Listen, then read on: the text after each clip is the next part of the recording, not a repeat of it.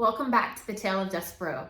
We're on book 2 and we're on chapter 16, Blinded by the Light. As our story continues, reader, we must go backward in time to the birth of a rat named Chiaroscuro and called Roscuro, a rat born into the filth and darkness of the dungeon. Several years before the mouse Despereaux was born upstairs in the light. So now we're being introduced to a new character, a character that is one of the rats. Reader, do you know the definition of the word chiaroscuro? If you look in your dictionary, you will find that it means the arrangement of light and darkness and light together. Rats do not care for light. Roscuro's parents were having a bit of fun when they named their son.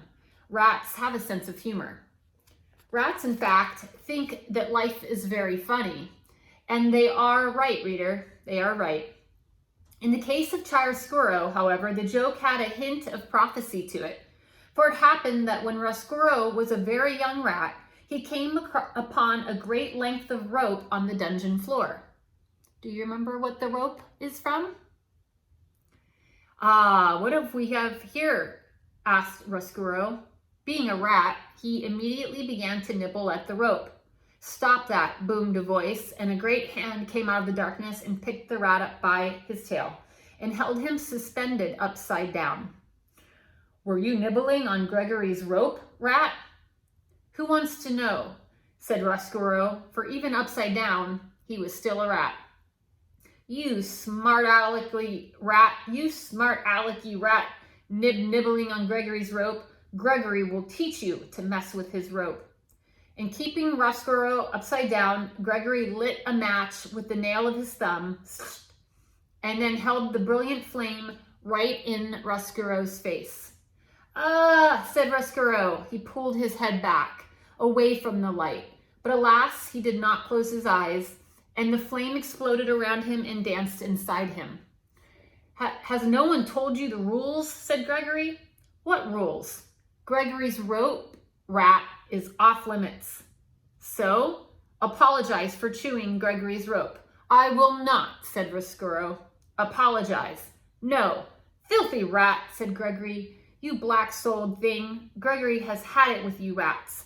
He held the match closer to Roscuro's face, and a terrible smell of burnt whiskers rose up around the jailer and the rat. And then the match went out, and Gregory released Roscuro's tail, and he flung him back into the darkness. Do not ever touch Gregory's rope again, or you will be sorry. Roscuro sat on the dungeon floor. The whiskers on the left side of his face were gone. His heart was beating hard, and the thought of the light from the match had disappeared. It danced still before the rat's eyes, even when he closed them. Light, he said aloud, and then he whispered the word again. Light. From that moment forward, Roscuro showed an abnormal, inordinate interest in the illumination of all sorts. He was always in the darkness of the dungeon on the lookout for light. The smallest glimmer, the tiniest shimmer. His rat soul longed inexplicably for it. He began to think that light was the only thing that gave life meaning, and he despaired that there was so little of it to be had. He finally voiced this sentiment to his friend, a very old one-eared rat named Botticelli Rimorso. I think, said Roscuro, that the meaning of life is light. Light, said Botticelli. Ha ha ha, you kill me. Light has nothing to do with it. What does it all mean then? Asked Roscuro. The meaning of life, said Botticelli, is suffering, specifically the suffering of others. Prisoners, for instance. Reducing a prisoner to weeping and wailing and begging is a delightful way to invest your existence with meaning. As he spoke, Botticelli swung from one extraordinary long nail of his right front paw a heart-shaped locket. He had taken the locket from a prisoner and hung it on a thin braided rope. I wonder who the locket belonged to. Whenever Botticelli spoke, the locket moved back and forth. It swung. Are you listening? Botticelli said to Roscuro. I'm listening. Good, said Botticelli. Do as I say and your life will be full of meaning. This is how to torture a prisoner. First, you must convince him that you are a friend. Listen to him. Encourage him to confess his sins. And when the time is right, talk to him. Tell him what he wants to hear. Tell him, for instance, that you will forgive him. This is a wonderful joke to play upon a prisoner, to promise forgiveness. Why, said Roscoe, his eyes went back and forth, following the locket. Because, said Botticelli, you will promise it, but you will not grant it. You gain his trust, and then you deny him. You refuse to offer the very thing he wants, forgiveness, freedom, friendship. Whatever it is that his heart most desires, you withhold. At this point in his lecture, Botticelli laughed so hard that he had to sit down and catch his breath. The locket swayed slowly back and forth and then stopped altogether. Ha, said Botticelli. Ha, ha, ha. You gain his trust, you refuse him, and ha, ha, you become what he knew you were all along. What he knew you were all along, not a friend, not a confessor, not a forgiver, but ha, ha, ha, a rat.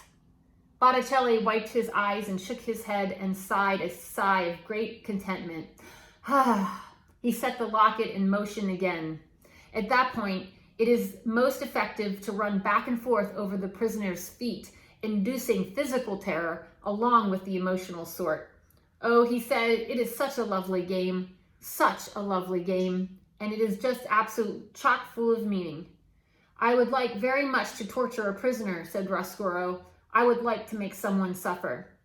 Your time will come, said Botticelli.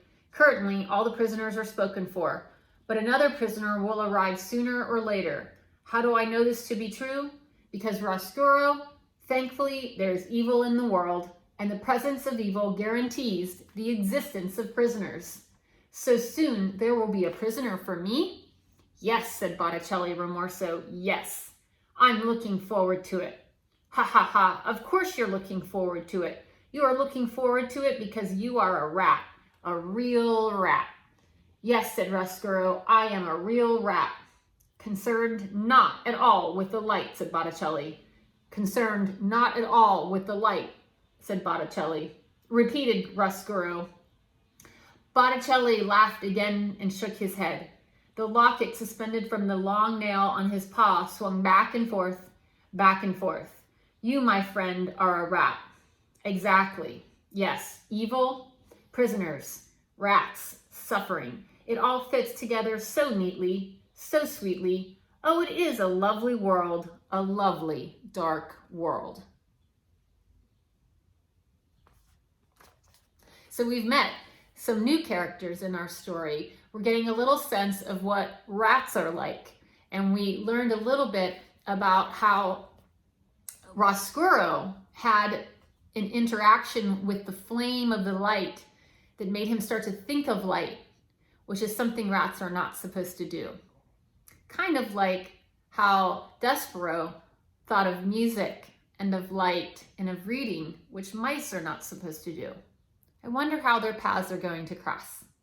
A good reader is always thinking about what's happening in a story and making predictions. What's your prediction?